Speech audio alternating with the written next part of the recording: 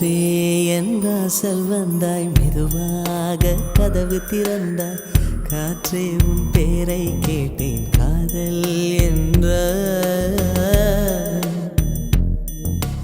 நேற்று நீ எங்கிருந்தாய் காற்றே, நீ சொல்வாய் என்றேன்.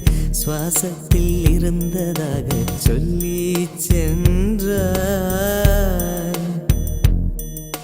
துள்ளி வரும் காற்றே, துள்ளி வரும் காற்றே, தாய்மொழி பேசு.